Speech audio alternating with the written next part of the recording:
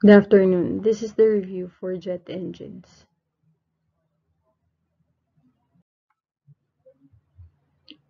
For this topic, we will be discussing the history, propulsion principles, the types, parts, functions, and propulsion analysis. So let's start with engine classifications. Heat engines are engines that convert heat energy through the process of combustion to produce mechanical energy. It is classified according to its type as a combustion engine. The combustion engines has two types, namely the external combustion engine and the internal combustion engine. An external combustion engine is a type of a heat engine where a working fluid contained internally is heated by combustion in an external source through the engine wall or a heat exchanger. The fluid then, by expanding and acting on the mechanism of the engine, produces motion and usable work. Today, most general aviation or private aircrafts are still powered by propellers and internal combustion engines. Inside the cylinder is a moving piston which compresses a mixture of fuel and air before combustion and is then forced back down the cylinder following combustion. The types of the internal combustion engines. A reciprocating engine is typically a heat engine. This uses one or more reciprocating pistons to convert pressure into rotating motion. While the jet engine is a type of a reaction engine, discharging a fast-moving jet that generates thrust by jet propulsion. While this broad definition can include rocket, water jet, and hybrid propulsion. The, the term jet engine typically refers to an air-breathing jet engine such as a turbojet, turbofan, ramjet, or pulse jet. In general, jet engines are combustion engines.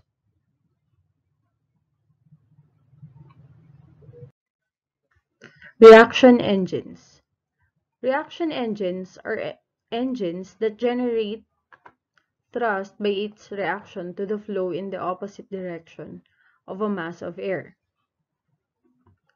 The expelling reaction mass, or commonly known as thrust, is in accordance with Newton's third law of motion. This is also commonly paraphrased as, for every action force, there is an equal but opposite reaction force. For example, include jet engines, rocket engines, pump jet, and more common variations such as Hall effect thrusters, ion drives, mass drivers, and nuclear pulse propulsion. Let's proceed to the history of jet propulsion. So have you ever seen a squid propel through water to catch a prey? So a squid takes the seawater into its body and uses its muscles to add energy to the water, then expels the water in the form of a jet. So this action produces a reaction that propels the squid forward.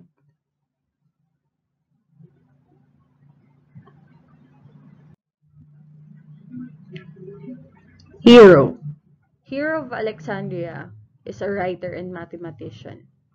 He devised the Elipile that used the reaction principle.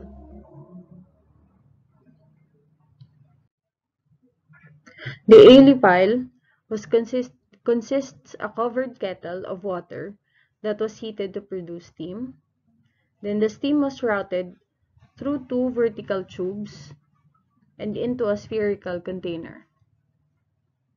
Attached to a spherical container were several discharge tubes arranged radially around the container. So as steam filled the container, it would escape through the discharge tubes and cause the sphere to rotate.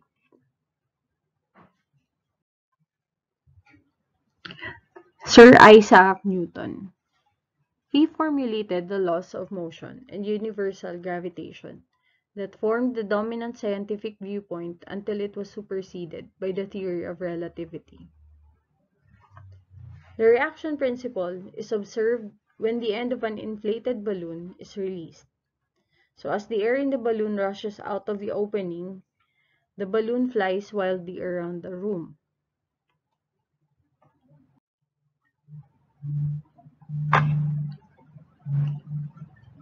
Dr. Sanford Alexander Moss. So he was an American aviation engineer who was the first to use a turbocharger on an aircraft engine. Moss received his PhD from Cornell University, where he first built his first gas turbine engine. In 1903, after graduation, Moss became an engineer for General Electric. So at GE, he worked with Thomson, Rice, and Steinmetz. While there, he applied some of his concepts in the development of the turbocharger. His design used a small turbine wheel driven by exhaust gases to turn a supercharger.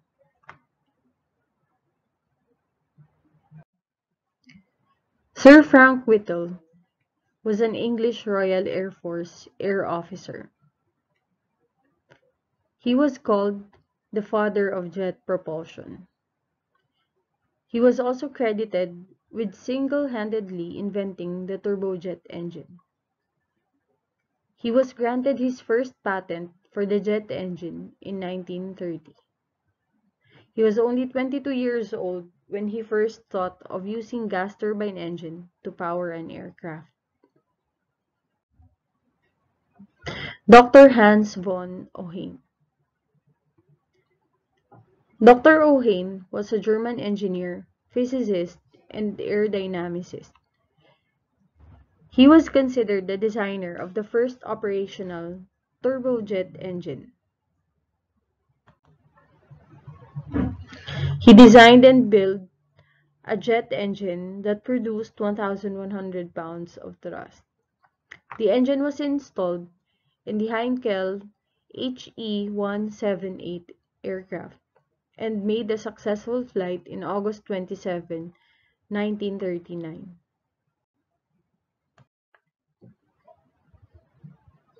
Next topic is jet propulsion principle. Thrust is the force that propels you deep into your seat as you speed down the runway for takeoff. It is generated by the engines of the aircraft through a propulsion system. This is the force that propels an aircraft forward through the air. It is used to overcome drag of an aircraft and the weight of a rocket. Thrust is expressed in the formula thrust is equals to weight over the gravitational pull multiplied by V2 minus V1 or mass times V2 minus V1.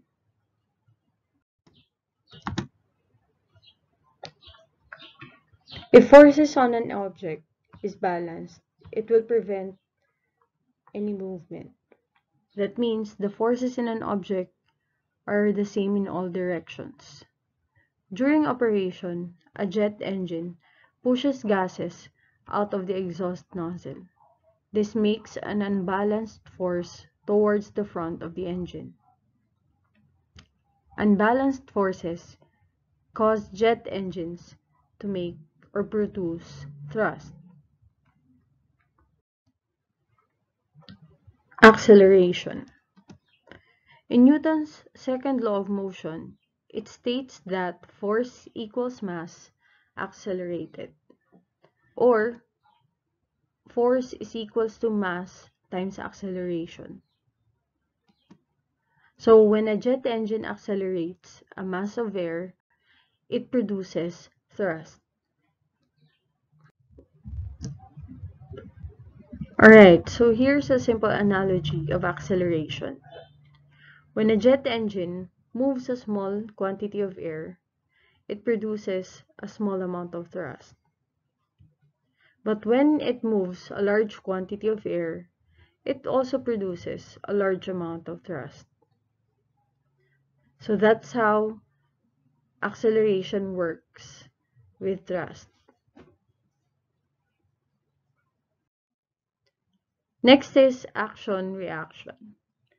Newton's third law of motion states that every action has an equal and opposite reaction. So the action is the mass of air going through the jet engine, and the reaction is the jet engine moving forward.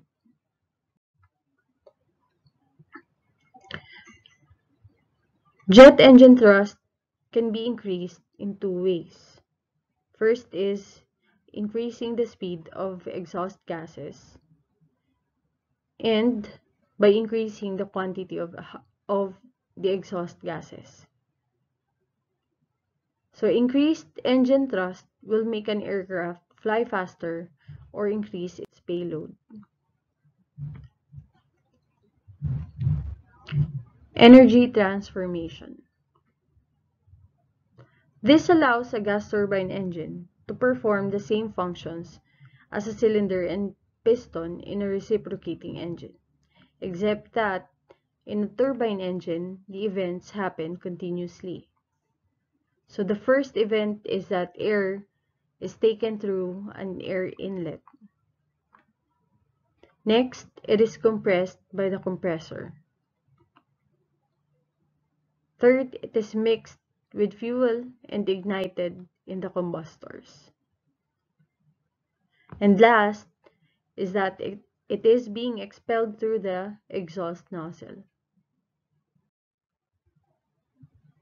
Brayton cycle is a thermodynamic cycle named after George Brayton. It describes the workings of a constant pressure heat engine. The original Brayton engines used a piston compressor and a piston expander, but more modern gas turbine engines and air-breathing jet engines also follow the Brayton cycle.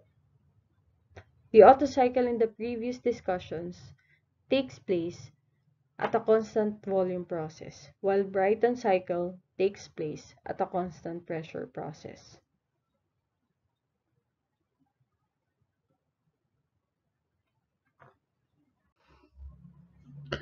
It is an open system and indeed must be run as such if internal combustion is used, with which conventionally assumed for the purposes of thermodynamic analysis, that the gases are reused in the intake, enabling analysis as a closed system. So let's get to know who George Brayton is. The engine cycle is named after George Brayton, an American engineer who developed it originally for the use of piston engines. This is also known as Joule cycle. There are two types of Brayton cycle. The open system, which is open to the atmosphere and uses an internal combustion chamber. And the other one is a closed system, which utilizes a heat exchanger. Main stages of the working cycle. This is a condition of the air just before it enters the compressor. Once in the compressor, air pressure increases and volume decreases. Next representation is the pressure and volume of air as it leaves the compressor to the combustion section. Well, at this point, heat energy is added to the air mass, causing the air to expand in volume with little or no change in pressure. And then once heated, the air expands and loses pressure. As it flows through the turbine section, the efficiency with these changes are made will be determined to what extent the desired relations between pressure, temperature, velocity are obtained. The more efficient the compressor, the higher the pressure generated for the given work input. Conversely, the more efficiently the turbine uses the expanding gases, the greater is the output of work. Again, here are the main stages of the working cycle. Compression, so this increases pressure and temperature and decreases the volume of air. Combustion, this increases the temperature and volume while the temperature remains constant, almost constant. And then expansion, this decreases the temperature and pressure while the volume increases. As air passes through a gas turbine engine, its velocity and pressure must change in order to produce thrust. In the compressor section, static air pressure must be increased while velocity remains relatively constant. After combustion, gas velocity must be increased dramatically to rotate the turbine. This explains the velocity-pressure relationship in thrust production. Jet engine efficiencies. It is often convenient to break the overall efficiency into two parts, mainly thermal and propulsive efficiencies. Thermal efficiencies are very rarely quoted for aviation gas turbines. This is the ratio of actual power an engine produces divided by the thermal energy in fuel consumed. The metrics of interest are specific fuel consumption and power-to-weight ratio. General Electric Company stated that it normally takes about a decade to gain 1% in efficiency. The high thermal efficiency is significantly due to operating at very high temperature. So we can use the formula eta T is equals to the rate of production of kinetic energy divided by fuel power. Or eta T is equals to the net work or W net divided by heat added in the system or Q in. So this formula is for ideal Brayton cycle. Factors affecting thermal efficiency. So first is the turbine inlet temperature or TIT. Next is compression ratio. And last is the component efficiencies of the compressor and the turbines. Propulsive efficiency. This is the ratio of the useful propulsive energy or thrust power to the sum of that energy and the unused kinetic energy of the jet. This is also known as Froude efficiency.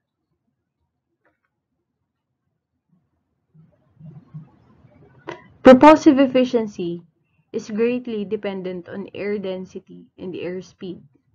So therefore, we can express propulsive efficiency through the formula eta P is equals to propulsive power divided by the rate of production of propulsive kinetic energy. Overall propulsive efficiency. It can be described as the proportion of the mechanical energy actually used to propel the aircraft. It is always less than 1 because the conservation of momentum requires that the exhaust have some of kinetic energy. And the propulsive mechanism is never perfectly efficient.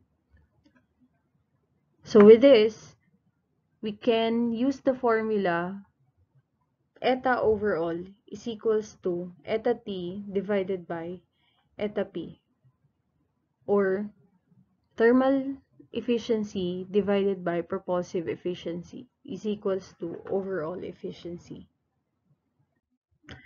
Some of the factors that affects thrust is mainly environmental, like air density. Air density decreases as temperature decreases. The lower the air density is, the lesser thrust is produced by an engine. And last is altitude. Air density decreases with the altitude, and therefore, as an aircraft climbs, engine thrust decreases.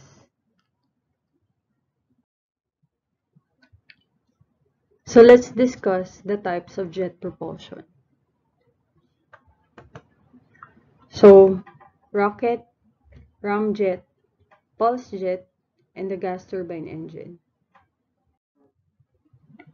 A rocket engine is used in missiles, spacecraft, aircraft, or other vehicle that obtains thrust from a rocket engine. Rocket engine's exhaust is formed entirely from a propellant carried within the rocket. Rocket engines work by action and reaction and push rockets forward simply by expelling their exhaust in the opposite direction at a high speed and can therefore work in the vacuum of space. Rockets work more efficiently in space than in an atmosphere. While multi-stage rockets are capable of attaining escape velocity from Earth and therefore can achieve unlimited maximum altitude. Compared with air-breathing engines, rockets are lightweight and powerful and capable of generating large accelerations. To control their flight, rockets rely on momentum, airfoils, auxiliary reaction engines, gimbal thrust, momentum wheels, deflection of the exhaust stream, propellant flow, spin, or gravity. Ramjet. Sometimes, this is also referred to as a flying stovepipe or an athody, or aer aerothermodynamic duct. This is in a form of a breathing jet engine that uses the engine's forward motion to compress the incoming air without an axial compressor or a centrifugal compressor. Because ramjets cannot produce thrust at zero airspeed, they cannot move an aircraft from a standstill position.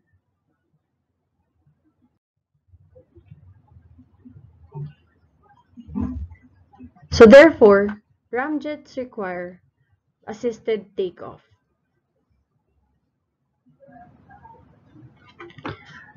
Ramjets also work most efficiently at supersonic speeds around Mach 3 or 2,300 miles per hour.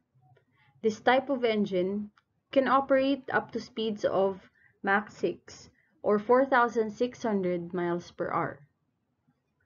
Ramjets can be particularly useful in applications requiring a small and simple mechanism for high-speed use such as missiles. Pulse jet. This is a type of a jet engine in which combustion occurs in pulses. A pulse jet engine can be made with few or no moving parts. This is capable of running statically that does not need to have air forced into its inlet, typically by forward motion. Pulse jet engines are a lightweight form of jet propulsion, but usually have a poor compression ratio, and hence, this gives a low specific impulse.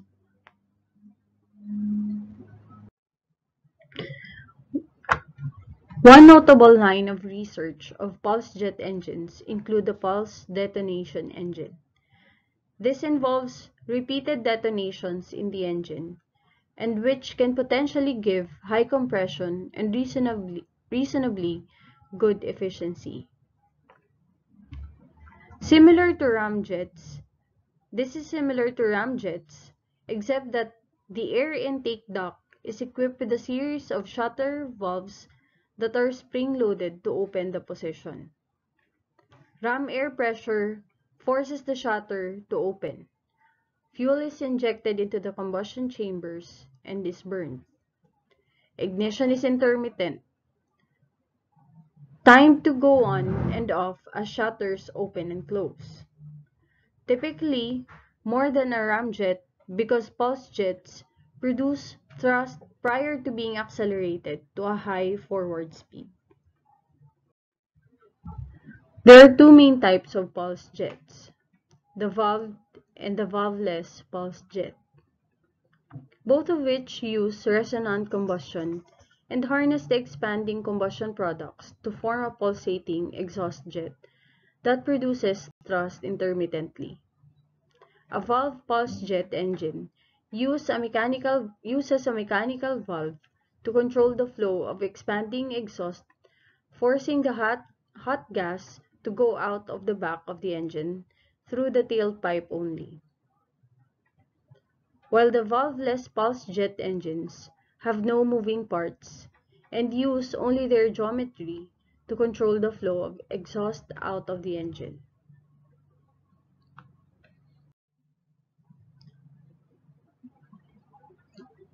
Gas turbine engine. Atmospheric air flows through the compressor that brings it to higher pressure. Energy is added by spraying fuel into the air and igniting it, so the combustion generates a high temperature flow. This high temperature, high pressure gas enters a turbine, where it expands to the exhaust pressure, producing a shaft work output in the process. A gas turbine engine is also called a turbine. This is a type of continuous and internal combustion engine. The basic operation of the gas turbine engine is a Brayton cycle with air as the working fluid. The energy that is not used for compressing the working fluid comes out in the exhaust gases that can be used to do external work, such as directly producing thrust in a turbojet engine or rotating a second independent turbine known as the power turbine. This can be connected to a fan, propeller, or electrical generator. The turbine shaft drives the compressor. The purpose of the gas turbine determines the design so that the most desirable split of energy between thrust and the shaft work is achieved.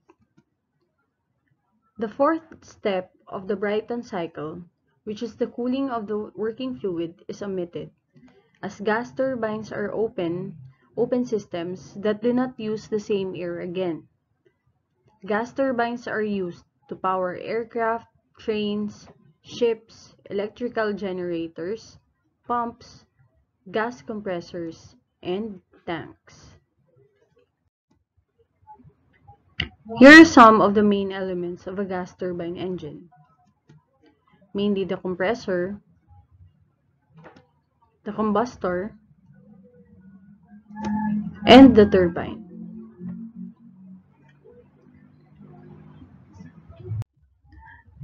The following are the different types of the gas turbine engines: the turbojet, turboprop, turboshaft, and the turbofan.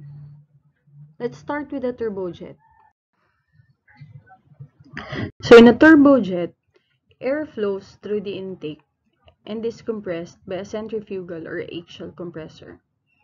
And then fuel is added and ignited in a combustion chamber. Next is hot expanded gases are then ducted through a turbine which drives a compressor. Then the remainder is then used for thrust. Turbojets have few moving parts that create thrust by accelerating a relatively small mass of air by a large amount. It is less efficient due to losses from noise and incomplete combustion.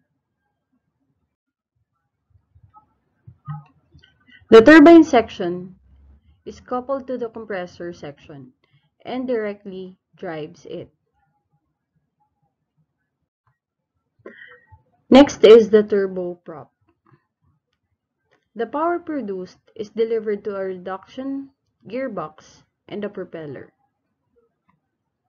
Turboprop engines are very fuel efficient at lower air speeds, especially when propeller settings match the power settings.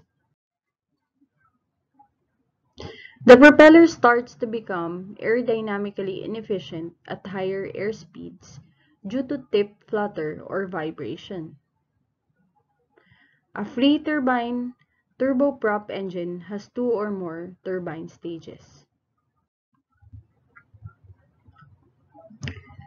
Turbofan. The fan is similar to a propeller except that it is enclosed in a ducted shroud. It can be a high or a low bypass. The fan or a bypass air is not used for combustion and produces the majority of the thrust. In most turbofan engines, it has a separate low and high pressure compressor or turbine spool combinations. Another configuration of the turbofan engine has the fan mounted towards the rear. Last is the turboshaft. A turboshaft engine is similar to a turboprop, only that it has a shaft driven by extra turbine stages to extract as much energy as possible from the exhaust gases. The shaft is connected to a reduction gearbox, which can be used to drive a helicopter rotor or accessories on an APU.